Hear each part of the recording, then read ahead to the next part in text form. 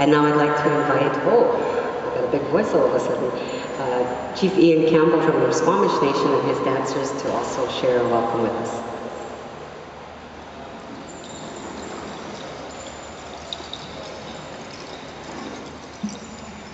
Gela Kesa, Poitrika, Luan, Poitrika, Siam, Sayatak, Chansata, Margaret, Van Hatlins Colin, Tipachnomiwit, Kansapuertos, Johan Hatlis Kopoyensos with on AST's quality seats. Just want to first of all thank Luan and the organizers for bringing us together here today. Raise our hands in gratitude to our two beautiful elders, Sayatak and Auntie Margaret. It's great to see you and thank you for the welcoming remarks. And to our friends and our relatives here, really want to commend you all, especially our artisans.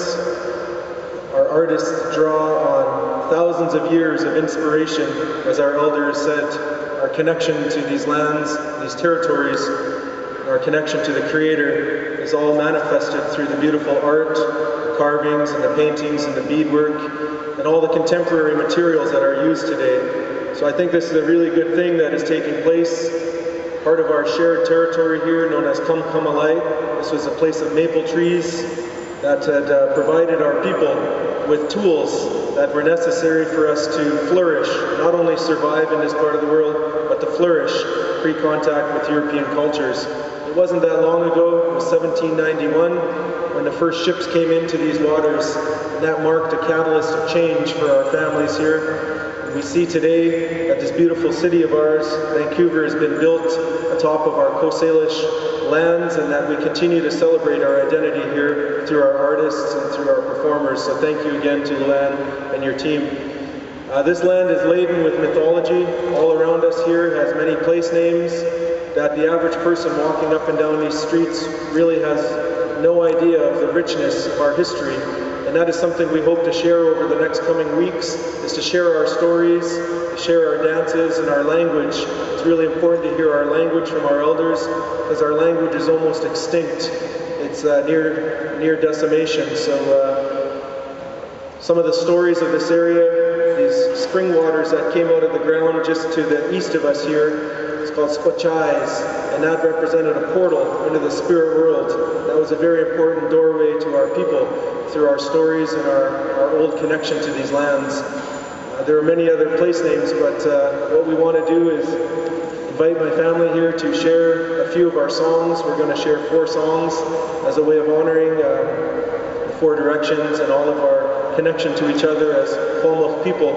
So the first song we're going to do is called Haf Kopile. This is a song that comes from Papayak, from the village of Brockton Point in Stanley Park, where Siaqualia, one of our matriarchs, lived in the late 1800s. This was her song that she sang to give thanks to the Creator for each sunrise. Each beautiful day is a gift.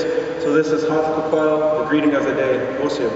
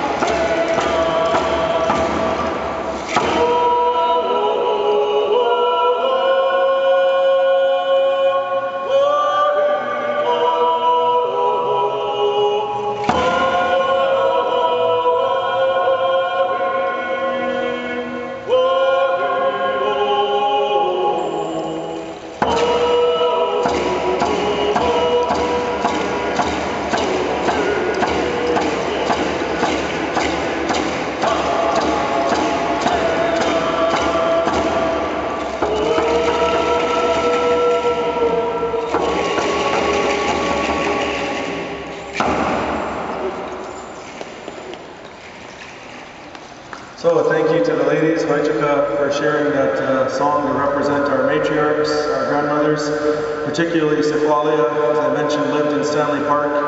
I know this year Stanley Park is celebrating their 125th birthday, and our Coast Salish people are embracing that last 125 years. We also remember the forcible removement of our people from our villages, and the immense contributions that our First Nations have made to the city to celebrate the park as a beautiful place for people to gather. Again, is built atop of our burial grounds, our village sites, our resource gathering areas, and the significance of our mythology. So 125 years later, again, is an opportunity to share those stories, particularly through song and dance and through our artisans once again. So we're going to share